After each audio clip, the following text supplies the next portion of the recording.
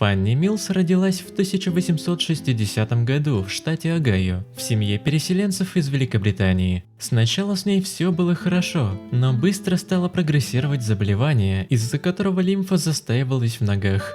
В итоге нижние конечности Фанни так раздулись, что передвигаться женщина могла только при поддержке медсестры или родных. На одну пару обуви для Милс уходило несколько козьих шкур. Я не представляю, что это такое, как с этим жить. Думаю, что Фанни было очень тяжело, но она справилась со своей ситуацией. Почему людям так интересны физические отклонения? Это важный вопрос, учитывая тему видео. Ведь мы всегда обращаем внимание, если у кого-то рядом что-то не так с организмом. Наверное, дело в необычности. Есть некоторое понятие нормы. Когда видно отклонение, то это привлекает внимание.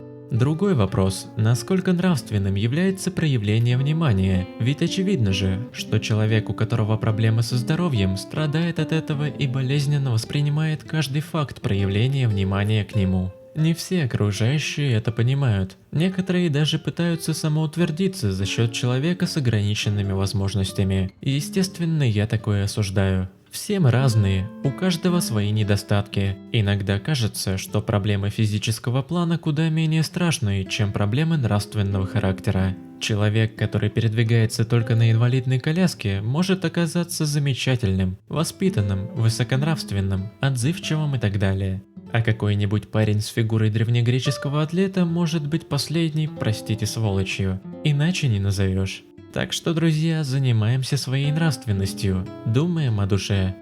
В конце 19 века, в начале 20-го в европейском сообществе была своя особая нравственность.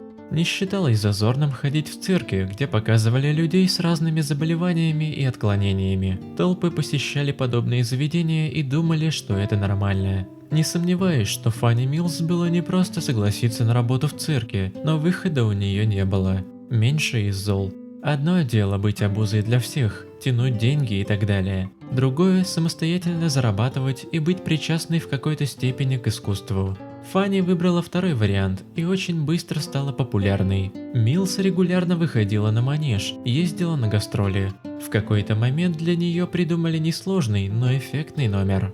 Милс выходила на сцену, демонстрировала свои невероятные конечности. Тут же объявлялось, что человек, который согласится жениться на артистке, получит $5000 и целую ферму. Это была уловка, пока настоящие зрители раздумывали над предложением, ведь это нужно было вступить в самый настоящий брак, а не фиктивный. Из зала выходил подставной жених, который заявлял, что готов сделать предложение Фанни. Цирк сохранял $5000 и ферму. Есть версия, что инициатива в организации такого номера исходила именно от Фанни. Якобы она была готова потратить приличные деньги, чтобы найти себе супруга. Может быть, не самая лучшая идея, но что Милс оставалось делать?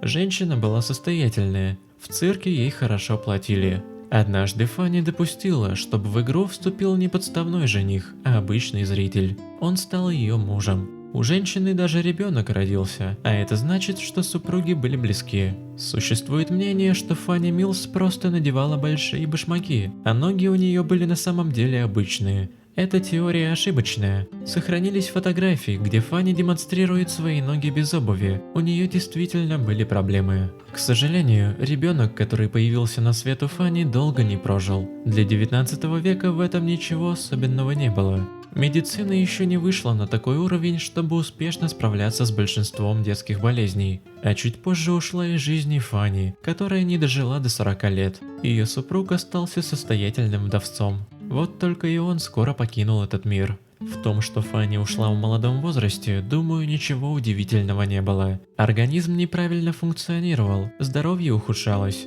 Хотя есть версия, что женщину устранил ее супруг, но доказательств этому нет. Выходит, что в какой-то степени счастье можно купить за деньги. Как показывает история Милс, судьба все равно расставит вещи по своим местам. Если вам понравилось, не забудьте поставить лайк, подписаться на канал Загадки Истории и нажать на колокольчик, чтобы не пропустить новые видео.